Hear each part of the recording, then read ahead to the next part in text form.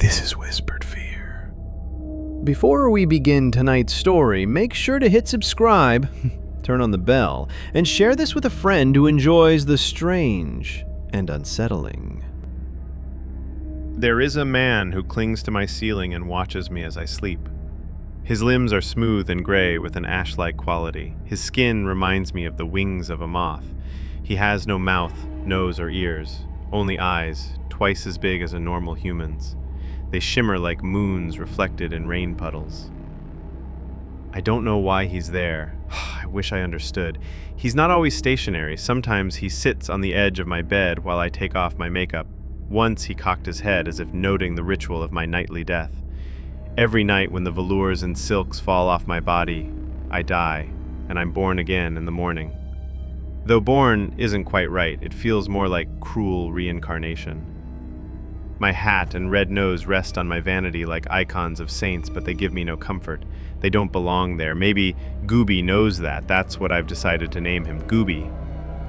Each morning, like clockwork, a singular mug appears on my end table. It says, "Clowning around, instant coffee inside." I hate instant coffee, but I drink it. I think Gooby prepares it. One morning, while sipping that bitter brew, I stare into the mirror. My blood turns cold. Happens every morning. The kind of fear you get when you catch a stranger watching you through glass. I don't recognize my face. Doctors call it something similar to depersonalization, derealization disorder, but it's not quite that. I'm painfully awake, painfully receptive, vivid, and focused until I almost vomit. It's just my face. I never recognize it. Makeup calms me down, first the white, then the black, then the shamrock on my cheek, my red eyebrows, my smile, powder to set it all. Then I step outside, into the desert, into my permanent carnival fixture on a near-endless highway. No clue what state I'm in. America, maybe. I get mail sometimes, always unmarked, anchored under a rock. The boss probably reads it first. My home used to be a drug den. I cleaned it up, made it mine. Occasionally, I still find needles or bones in the carpet. No home is perfect. There's a gas station about a mile down. An elderly couple runs it. They swear I'm not the strangest thing they've seen. That's saying something. My job? I'm a clown. I don't talk. Never.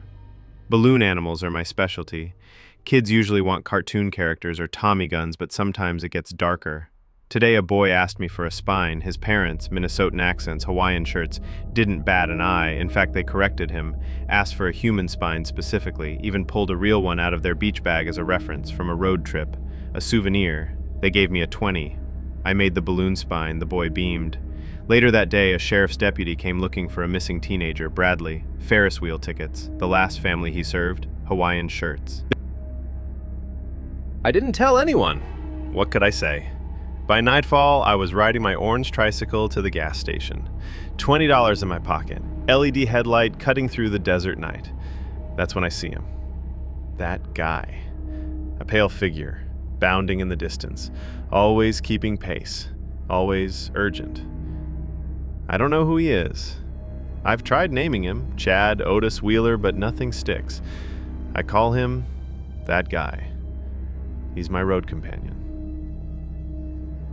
Back home, I leave Gooby some peanut M&Ms. I know he has no mouth, but it's the thought. That night, I find a crocheted cap on my pillow. It smells faintly of vinegar. I put it on. The days turn into weeks. My life becomes a cycle of carnival duties, odd visitors, and unsettling discoveries. One evening, while cleaning the petting zoo, I found a bone buried beneath the hay, larger than any animal there. It looked human. I buried it deeper, unsure what else to do. The gas station couple grows stranger. Their eyes seem paler, their smiles stretched too wide. Once the old man handed me a receipt with a note scribbled on it. They watch us. But when I looked back up, he acted like nothing had happened. Gooby's gifts grew more frequent. A scarf, a pair of gloves stitched with symbols I don't recognize. Each item carries that faint vinegar scent. I wonder where he gets them. One night, unable to sleep, I walked the carnival grounds. Fog had settled in, thick and cold. That guy was there, closer than ever, just beyond the fence. His mouth was moving, but no sound reached me. I tried to approach, but my feet wouldn't move. Suddenly, I wasn't alone. The couple from the gas station stood beside me, each holding a spine balloon animal. They spoke in unison. It's almost time. I woke up in my bed, drenched in sweat. On my vanity, a new note in Gooby's spidery handwriting. Don't trust them. The cycle continued. More missing people reported, more strange visitors.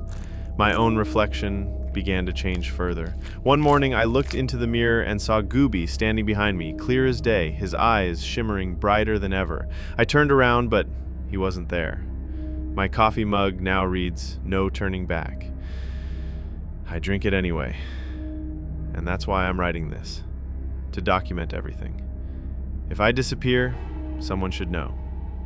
Someone should remember. The days became stranger still. Gooby wasn't the only visitor anymore. One evening, I awoke to find dozens of small moths clinging to the ceiling around him. Their wings shimmered in unison with his eyes, creating a soft, pulsing light that filled the room. I didn't dare disturb them. At the carnival, a new attraction appeared overnight. A tent I'd never seen before. It wasn't on the maps. The sign read, "The Hall of Forgotten Faces." People lined up, but no one ever came out. Not until I saw Bradley again. Pale, thinner, his eyes too wide and glassy. He handed me a ticket stub before disappearing back into the tent. The ticket stub had no numbers, just the words, "For Bubbles." One night, I finally worked up the nerve to follow that guy. I abandoned my trike and walked into the desert, chasing that pale figure. Hours passed, or maybe minutes. Time felt fluid.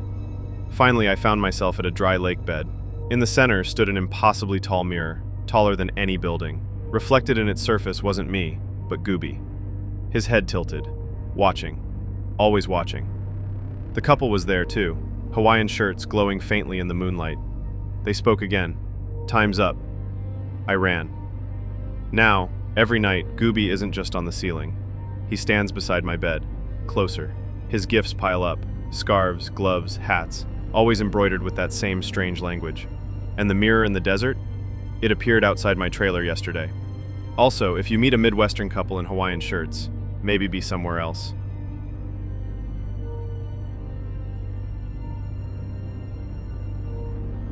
Thank you for listening to Whispered Fear. If you enjoyed this story, don't forget to like, comment, and subscribe for more long-form horror content. Stay safe, and good night.